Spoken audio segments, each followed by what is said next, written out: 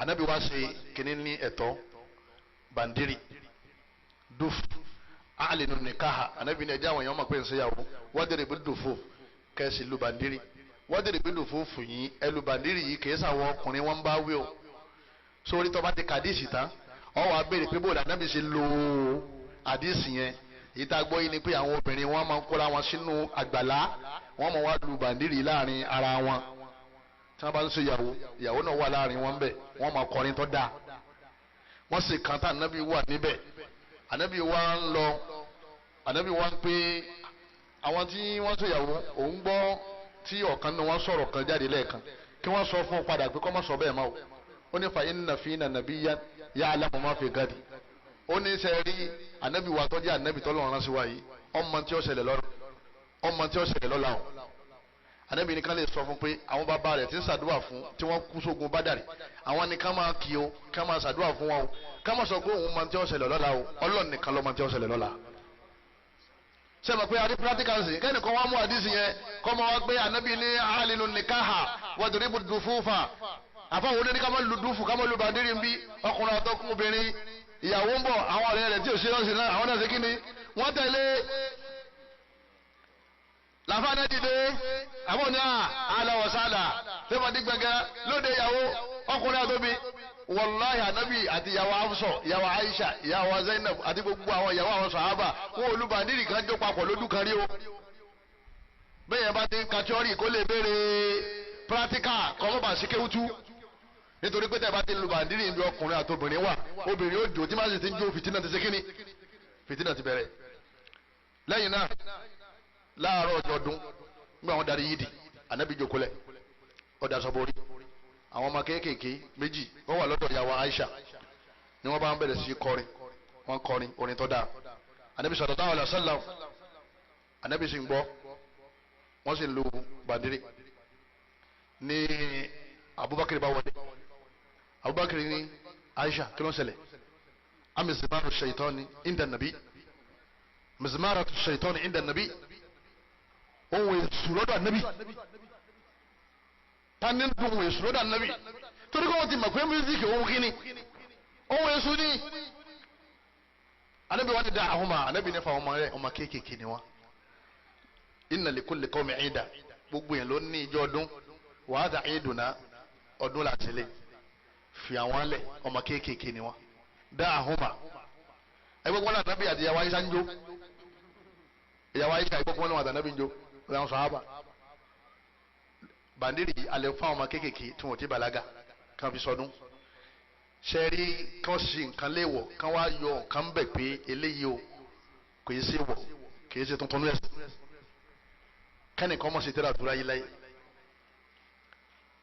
ẹ̀gbọ́n làwọn bá dé àti jẹun àwọn alóòlù kìtàbì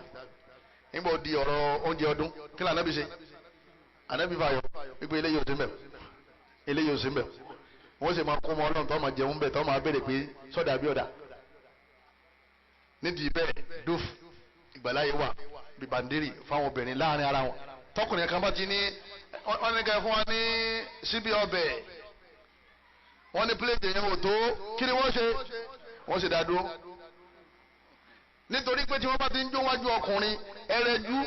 fáwọn obìnrin ò ní wúlò mọ́ àyà Kùránì ti sọ bẹ́ẹ̀ ẹ̀yọ́ màyá mi ẹ̀ wá rí orin kan bẹ tí wọ́n ń pè ní poem lédè òyìnbó wọ́n á máa pè ní kọ̀sídà lédè lárúbáwá sẹ́ẹ̀rí eléyìí kò ní ní musical instrument nínú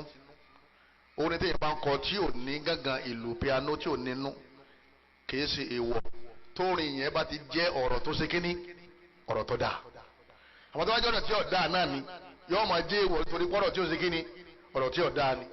ọ̀rọ̀ tó dáa téèyàn lù sí téèyàn wá ń kọ lórin làwọn ń pè ní wákà nílẹ̀ Yorùbá ẹ̀sìn ọ̀tako kéèyàn kọ kéèyàn gbọ́ èmi máa ń gbà wọn fáwọn olórin yìí kí wọ́n ṣe kàṣídà fún wa ká máa gbọ́ nílé wọ́n ní ṣáàṣì kàṣídà ò ní ta tí wọ́n bá ti fún ohun èṣù yẹn sí wọn ò ní ṣe kí ni àwọn èèyàn ò ní rà á táwọn ọmọ àṣẹjáde yẹn náà táwọn náà jó àwọn èèyàn ò ní rà á kàṣídà yìí wọ́n ní ó wà nínú Sahih Bukhari kálí wọ Sahih Bukhari hadith 4099 4099 nínú al-Bukhari. Ibẹ̀ ni a ti rí evidence pé èèyàn lè kọrin láì lùlù sí àti piano àtàwọn musical instrument. Èèyàn lè kọ, èèyàn lè ra, èèyàn lè tẹ́tí sí tó bá jẹ́ tó dáa. Bó ṣe dé pé àwọn afáà ní àfẹ́ kí á tẹra máa púpọ̀ kọ́mọ̀ gbàdúrà Quran. Àmọ́ kìí ṣe haram. Wọ́n ní nígbà wọn fẹ́ jagun Khandak, àwọn sàhábà wọn ń gbẹ́ kòtò fáwọn ọ̀tá tí wọ́n ń bọ̀ nígbàtí ipò ọ̀tá àbí nígbàtí ipa wọn ká ọ̀tá wọ́n gbẹ́ kòtò fáwọn ọ̀tá. Wọ́n ní nínú kòtò yẹn ó wá jẹ́ àárọ̀ kùtù tó jẹ́ pé òtútù mọ́ àwọn sàhábà wọn láàgùn ebi sì ń pa wọn ìjẹun.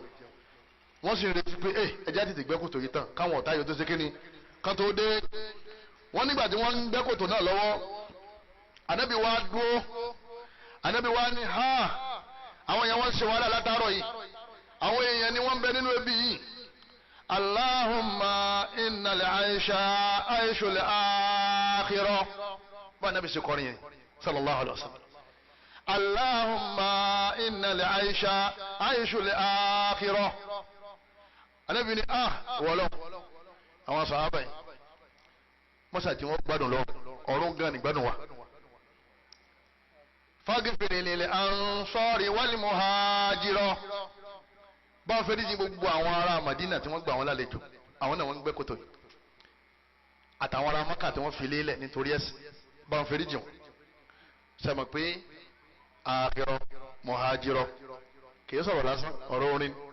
àmọ́ kọ̀sídà kò ní gángan kò nílù kò ní piano. Nígbà náà ti kọ́ ni ó ti di gínú jaba ó ti di sunna kìí ṣe wọ̀. Àmọ́ àwọn táwọn yóò ní lò ó torí pé wọ́n ní tà torí èṣù làwọn èèyàn máa ń rà gbogbo akíṣẹ́ ti orin táwọn èèyàn rà ní kílẹ̀ rẹ̀ kó wọ́n rà ń bẹ̀ torí ọmọdé òjò ń bẹ̀ yìí.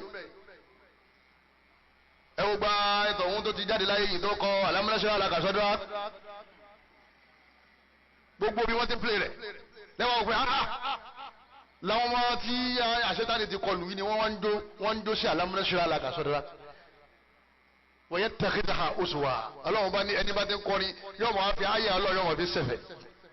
wọ́n ń kà lámúnásíra àwọn ọmọbìnrin ń jó ní òhò. Nígbà tí Ànábì kọrin yìí tán àwọn sàhábà náà làwọn náà bá panupọ̀ nínú kòtò ẹ̀gbọ́n náà wọ́n fi fún Ànábì náà lésì. Wọ́n ní nahnu alladhina bay'u Muhammadan ala al-jihadi ma bakaina abada Muhammada abada sẹ́ni gbó múra wọn. Nahnu alladhina bay'u Muhammada àwọn ti gbà fún àti ṣe bẹ́ẹ̀ fún àmọ́ wà pẹ̀lú rẹ ni ala al-jihadi ma bakaina abada gbogbo àti ọ̀tá ẹ̀sìn bá dé àjọ kojú ẹ̀ ní àní sáwù jama wọ́n fi kàṣídà pàdé kàṣídà eléyìí dá ọ̀kan náà àwọn ẹni rí ó ní hukumul maniyati lil bariyati jari ọmọ rẹ̀ kú ni o ó ní kájáde láyé ọlọ́run ti parí ẹ̀ lérí gbogbo ọmọ Ànábì Ádámà kò sọ́gbọ́n tá a dà sí àgbàdà kú náà ẹ dákun orin yìí ṣé kò mú ọgbọ́n wá máa rí ìdúnìyà bìdárí kọ́rárí ọlọ́mọ mi ò sì wá lọ onílé ayé yìí tá a wà yìí àwọn náà ń bọ̀ kìí ṣe ibi tẹ́nìkan máa ń bẹ́ lọ títí àwọn náà ń bọ̀ ọlọ́run kan ní wọ́n ṣáájú wa ni jàwàdì tó ádáyé wọ̀jà wàrà rọ́bà wọn ó ní wọn máa mi wọ́n wá kú lẹ́gbẹ̀ẹ́ mi àwọn tèmi ń bá gbé ọ̀tá lèmi ń bá gbé ọlọ́run ni wọ́n bá gbé báyìí ṣàtánà bẹ̀yìn náà jìwárí hi wọ́n jìwárí ó ní láàrin neighbor mi àti neighbor ọmọ mi ìyàtọ̀ gédégédé wà ńbẹ̀ ọmọ èèyàn àwọn àká ilé mi ń bá gbé wọ́n ń bá ọlọ́run bá láàánú gbé ó fi dárò ọmọ rẹ̀ irú orin yìí sìn orin dáadáa ni nígbà tá a ké oúnjẹ wọn kọ́ wa ní orin tó dáa wọ́n ní làámúrúkà laysa fawqa al-ardi baqin kò sẹ́ni tí ń bẹ lérí ilẹ̀ tí ó sẹ́kù wala mimma qadahu Allahu waqin ìtọ́lọ́mùbá ti kádàrá fún kò sẹ́ni tí ó yẹ ẹ dákun sẹ́mu bórin baqin àti waqin gbogbo eléyìí ẹ̀sìn ọ̀tako tí ó bá ti sí sọkúsọ ńbẹ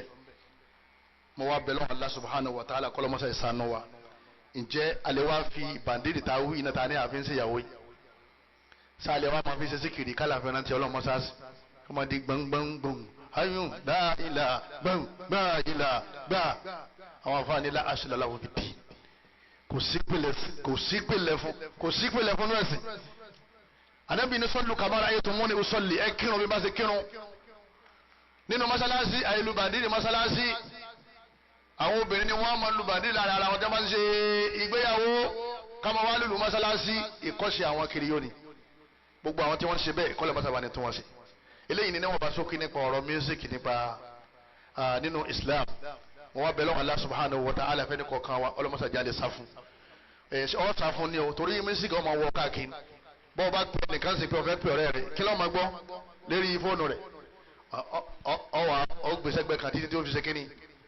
tí ó fi gbé ọ sá máa sọ́ra rẹ̀ bọ́ọ̀ wà nù mọ́tò ọ máa sọ́ra rẹ̀ àmọ́ yìí tí pàdé bá ká ipe ìwọ ló gbé drop ìwọ ló sì fẹ́ sanwó